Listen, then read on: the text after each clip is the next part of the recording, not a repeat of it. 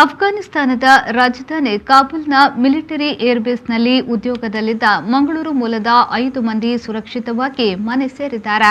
ಕಾಬೂಲಿನ NATO ಏರ್ಬೇಸ್ನಲ್ಲಿ ಕೆಲಸಕ್ಕಿದ್ದ 5ರನ್ನ ಅಮೆರಿಕದ ವಾಯುಪಡೆ August 17ರಂದು ಕತಾರ್ಗೆ airlift ಮಾಡಿತ್ತು.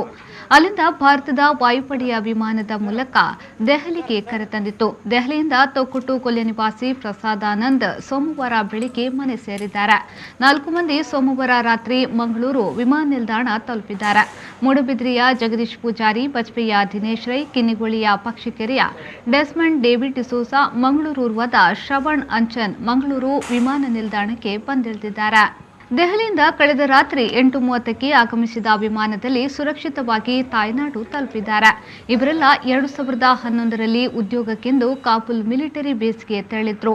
ದಿನೇಶ್ ರೈ ಮೆಕ್ಯಾನಿಕ್ ಆಗಿದ್ರೆ, ಇತರರು ಬೇರೆ ಬೇರೆ ಉದ್ಯೋಗದಲ್ಲಿದ್ರು. ಜುಲೈ 17ರಂದು ನಮ್ಮನ್ನ ಕತಾರ್ ಏರ್ಪೋರ್ಟ್ಗೆ ಏರ್ಲಿಫ್ಟ್ ಮಾಡಲಾಗಿತ್ತು. ನ್ಯಾಟೋ ಏರ್ಬೇಸ್ನಲ್ಲಿ ನಮಗೆ ಯಾವುದೇ ತೊಂದರೆ ಇರಲಿಲ್ಲ. ಹೊರಗೆ ತಾಲಿಬಾನಿಗಳಿಂದ ಗುಂಡಿನ ದಾಳಿಯ ಶಬ್ದ ಕೇಳಿ ಬರ್ತಿತ್ತು. ಒಳಗಡೆ ಇದ್ದವರಿಗೆ ತೊಂದರೆ ಇರಲಿಲ್ಲ. ತುಂಬಾ ಸುರಕ್ಷಿತವಾಗಿದ್ದೆವು. ಅಮೆರಿಕದ ಪಡೆ ಕತಾರ್ಗೆ ಒಯ್ದು ಉಳಿಸಿಕೊಂಡಿತ್ತು. ಅಲ್ಲಿಂದ ಭಾರತದ ವಾಯುಪಡೆ ಪರಿಶೀಲನೆ ನಡೆಸಿ ದೆಹಲಿಗೆ ಕರೆತಂದಿದ್ದ. ನಾವು ಅಮೆರಿಕ ಮತ್ತು ಭಾರತದ ವಾಯುಪಡೆಗೆ ಧನ್ಯವಾದ ಹೇಳುತ್ತೇವೆ ಎಂದು ಡೆಸ್ಮಂಡ್ ಡಿಸೋಸಾ ಹೇಳಿದ್ದಾರೆ. ಈ ಪೈಕಿ ದಿನೇಶ್ ರೈ ಅವರು ಕಾಬೂಲ್ನ ಏರ್ಪೋರ್ಟ್ನಲ್ಲಿ ಜನ ಮುತ್ತಿಗೆ ಹಾಕಿದ್ದು, ಸಿಕ್ಕ ವಿಮಾನದಲ್ಲಿ ಹತ್ತಿ ನೆಲಕ್ಕೆ ಬಿದ್ದಿರುವುದನ್ನು ನೋಡಿದ್ರಂತೆ. ತಾಲಿಬಾನ್ ಪಡೆಗಳ ಅಟ್ಟಹಾಸದ ಬಗ್ಗೆ ಭಯಬಿದ್ದು ಅಲ್ಲಿನ ಜನರು ಬೇರೆ ಕಡೆಗೆ ತೆರಳಲು ಯತ್ನಿಸುತ್ತಿದ್ದರು ಎಂದು ಹೇಳಿದರು. ಪರಿಸ್ಥಿತಿ ಅಂದರೆ ಈಗ ಲಾಸ್ಟ್ ಒಂದು 16 ತಾರೀಕು ನಂತರ ಅಲ್ಲಿ ಸ್ವಲ್ಪ ಪರಿಸ್ಥಿತಿ ಚೇಂಜ್ ಆಗಿದೆ. ಯಾಕಂದರೆ ಆ ಕಡೆ ಸಿವಿಲ್ ಏರ್ಪೋರ್ಟಲ್ಲಿ ಸ್ವಲ್ಪ ಪ್ರಾಬ್ಲಮ್ ಆಗಿ ಜನರನ್ನೆಲ್ಲ ಅಲ್ಲಿಂದ ಕಳಿಸಲಿಕ್ಕೆ ಸ್ಟಾರ್ಟ್ ಮಾಡಿದರು ಏರ್ಲಿಫ್ಟ್ ಮುಖಾಂತರ. ಈ ತಾಲಿಬಾನ್ ಉಗ್ರಗಾಮಿಗಳನ್ನ ನೋಡಿದ್ರೆ ನೀವೇನಾದರೂ? ಇಲ್ಲ, ನಾವು ನೋಡಲಿಕ್ಕೆ ಆಗಲ್ಲ ಸರ್. ಯಾಕಂದರೆ ನಾವು ಆರ್ಮಿ ಬೇಸಲ್ಲಿ ಕೆಲಸ ಮಾಡೋದು. ನಮಗೆ ಆ ಬೌಂಡ್ರಿ ಬಿಟ್ಟು ಹೊರಗೆ ಹೋಗ್ಲಿಕ್ಕಿಲ್ಲ. ಆತಂಕ ಇಲ್ಲ? ಆತಂಕ ಅಷ್ಟು ಏನು ಆತಂಕ ಆಗಿಲ್ಲ. ಯಾಕಂದರೆ ಸ್ವಲ್ಪ ಹೆದರಿಕಿತ್ತು. ನಮಗೆ ಫುಲ್ ಸೆಕ್ಯೂರಿಟಿ ಆರ್ಮಿಯವರು ಕೊಟ್ಟಿದ್ದಾರೆ, ನ್ಯಾಟೋ. ಮನೆಯವರು ಗಾಬರಿ ಆಗಿದ್ದಾರೆ? ಮನೆಯವ್ರಿಗೆ ಹೇಳ್ತಿದ್ದೆವು, ಇಲ್ಲ ತೊಂದರೆ ಇಲ್ಲ, ನಮಗೆ ಸೆಕ್ಯೂರಿಟಿ ಎಲ್ಲ ಒಳ್ಳೆಯದಿದೆ. ನೀವು ಎಷ್ಟು ವರ್ಷದಿಂದ ಇದ್ದೀರಿ? ನಾನು 10 ವರ್ಷದಿಂದ ಇದ್ದೇನೆ ಈ ಕಂಪನಿಯಲ್ಲಿ. 2011ರಿಂದ ಇಷ್ಟ ತನಕ ಅಲ್ಲಿ. 10 ವರ್ಷದಿಂದ ತಾಲಿಬಾನ್ ಮತ್ತು ಅಫ್ಘಾನಿಸ್ತಾನದ ಏನಾದರೂ ಡಿಫ್ರೆನ್ಸ್ ಗೊತ್ತಾಗ್ತೈತೆ ನಿಮಗೆ? ಡಿಫ್ರೆನ್ಸ್ ಅಂದರೆ ನಡುವಿನಲ್ಲಿ ಶಾಂತ ಇತ್ತು, ಏನು ಅಷ್ಟು ಇದಾಗ್ತಿರಲಿಲ್ಲ. ಈಗ ಇತ್ತೀಚೆಗೆ ಅಂದರೆ ಇವರು ಅವರಿಗೆ ಬಿಟ್ಟು ಕೊಟ್ರಲ್ಲ, US ಆರ್ಮಿ ಯಾವಾಗ ವಾಪಸ್ ತಗೊಳ್ತೇನೆ ಅಂತ ಒಂದೊಂದು ಬೇಸು ಬಿಟ್ಟು ಕೊಡಲಿಕ್ಕೆ ಆಯಿತು ಅಫ್ಘಾನ್ ಗೌರ್ಮೆಂಟ್ಗೆ. ಅಲ್ಲಿಂದ ಸ್ಟಾರ್ಟ್ ಆಗಿದೆ ಪ್ರಾಬ್ಲಮ್. ಗೊತ್ತಾಗಿತ್ತು ತೊಂದರೆ ಆಗುತ್ತೆ ಅಂತ ಗೊತ್ತಿಲ್ಲ. ಅದು ಈಗ ಇದ್ದ ಬೇಸು ಅಲ್ಲಿ ಹಾಗೆ ಆಗಲಿಕ್ಕೆ ಇಲ್ಲ ಅಂತ ಇತ್ತು ನಮಗೆ ಚಾನ್ಸ್. ಅಲ್ಲಿ ಆ ಪ್ರಾಬ್ಲಮ್ ಬರಲಿಕ್ಕೆ ಸಾಧ್ಯ ಇಲ್ಲ ಅಂತ.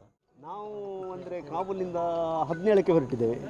17 ಕಾಬೂಲಿಂದ ನಮ್ಮನ್ನು ಲಿಫ್ಟ್ ಮಾಡಿ ನಾವು ಕತ್ತಾರ್ನಲ್ಲಿದ್ದೆವು. ಕತ್ತಾರ್ನಿಂದ ನಿನ್ನೆ ನಾವು ಡೆಲ್ಲಿ ಬಂದು ಮತ್ತೆ ಇಲ್ಲಿಗೆ ಇವತ್ತು. ಈಗ ನೀವು ಎಷ್ಟು ವರ್ಷ? ನಾನು ಅಲ್ಲಿ 2011ಇಂದ ಇದ್ದೇನೆ ಸರ್. ನಾನು ಹೆವಿ ಎಕ್ವಿಪ್ಮೆಂಟ್ ಮೆಕ್ಯಾನಿಕ್ ಆಗಿದ್ದೇನೆ. ಆರ್ಮಿ, ಹೌದು, ನ್ಯಾಟೋದ ಆರ್ಮಿ ಬೇಸಲ್ಲಿ ನಾನು ಕೆಲಸ ಮಾಡ್ತಾಯಿದ್ದೆ. ಕಳೆದಂದರೆ ನಮ್ಮ ಇದರಲ್ಲಿ ಅಂದರೆ ಫುಲ್ ಸೇಫ್ಟಿಯಲ್ಲಿದ್ದು ನಮಗೆ ನಮ್ಮ ಬೇಸ್ನಲ್ಲಿದ್ದ ಯಾರಿಗೂ ತೊಂದರೆ, ಎಲ್ಲ ಸೇಫಾಗಿ ಎಲ್ಲ ಜನರು ಇಲ್ಲಿಗೆ ಬಂದು ಇಳಿದಿದ್ದಾರೆ. ಮತ್ತು ಹೊರಗಿನ ಪರಿಸ್ಥಿತಿ ತುಂಬ ಕಷ್ಟ ಇದರಲ್ಲಿತ್ತು, ಕ್ರಿಟಿಕಲ್ ಆಗಿತ್ತು. ನಮಗೆ ಅಂದರೆ ನಮ್ಮ ಬೇಸ್ ಬಿಟ್ಟು ಹೊರಗೆ ಹೋಗೋ ಚಾನ್ಸ್ ಇಲ್ಲ ಯಾವುದು. ನಮಗೆ ಅಂದರೆ ಹೊರಗಿನ ಪೂರ ನಮಗೆ ಏನು ಹೇಳಲಿಕ್ಕೆ ಆಗೋದಿಲ್ಲ ಸರ್. ನಾನು ಈಗ 2011ರಿಂದ ನಾವು ಹೊರಗೆ ಹೋದರೆ ಇದೇ ಇಲ್ಲ. ಬೇಸಿನ ಒಳಗೆ ಬಂದರೆ ಮತ್ತೆ ವೆಕೇಷನ್ಗೆ ಹೋಗುವಂತಲ್ಲ ಹಾಗೆ ಬಂದು ಹೊರಗಿನ ಸಂಗತಿ ಏನು ಗೊತ್ತಿಲ್ಲ. ಈಗ ನಿಮಗೆ ಹೊರಗೆ ಏನು ಗೊತ್ತಾಗ್ತಾ ಇರಲಿಲ್ಲ? ಇಲ್ಲ, ತಾಲಿಬಾನ್ಗಳು ಯಾವ ಇಲ್ಲ ಅಷ್ಟು ಅದು ನಮಗೆ ಏನು ನ್ಯೂಸ್ ಸಿಗುದಿಲ್ಲ. ಅದು ನಮ್ಮನ್ನು ಏರ್ಲಿಫ್ಟ್ ಮಾಡಿದ್ದು ಹೇಗೆ ಅಂತ ಹೇಳಿದರೆ, ಕಾಬೂಲ್ನಿಂದ US ಆರ್ಮಿದು ಫ್ಲೈಟ್ನಲ್ಲಿ ನಮಗೆ ಕತಾರ್ ಏರ್ಬೇಸ್ಗೆ ಲಿಫ್ಟ್ ಮಾಡಿದರು. ಕತಾರ್ ಏರ್ಬೇಸ್ನ ಸೀದಾ ಡೆಲ್ಲಿಗೆ ಬಂದು ಮತ್ತೆ ಇಲ್ಲಿಗೆ ಬಂದು. ನಾನು 2011ಇಂದ ಕೆಲಸ ಮಾಡ್ತಿದ್ದೀನಿ ಅಲ್ಲಿ. ವೇರ್ಹೌಸಲ್ಲಿ ಅಡ್ಮಿನಿಸ್ಟ್ರೇಟರ್ ಕೆಲಸ ಮಾಡ್ತಿದ್ದೆ. Asset administrator, warehouse administrator. ಇದು ನಾವು 17th ಅಲ್ಲಿಂದ ಏರ್ಲಿಫ್ಟ್ ಮಾಡಿದ್ವಿ ನಮ್ಮನ್ನು. 21ಗೆ ನಾವು ಕತಾರಿಂದ ಇಲ್ಲಿ ಬಂದ್ವಿ. ಅದೇ ಇವತ್ತು ಬಂದು ಇಲ್ಲಿ ರೀಚ್ ಆದ್ವಿ. ಇಂಡಿಯನ್ ಎಂಬಸಿ ನಮಗೆ ಕತಾರಲ್ಲಿ ತುಂಬ ಹೆಲ್ಪ್ ಮಾಡಿತ್ತು. ಅಲ್ಲಿಂದ ಇಲ್ಲಿ ಕಳಿಸಬೇಕಾದ್ರೆ ತುಂಬ ಪೇಪರ್ ವರ್ಕ್ಸ್ ಇರುತ್ತೆ. ಅದನ್ನೆಲ್ಲ ಅವರು ಈಸಿಯಲ್ಲಿ ಕಂಪ್ಲೀಟ್ ಮಾಡಿ ನಮಗೆ ಆದಷ್ಟು ಬೇಗ ಇಲ್ಲಿ ಕಳಿಸಿ.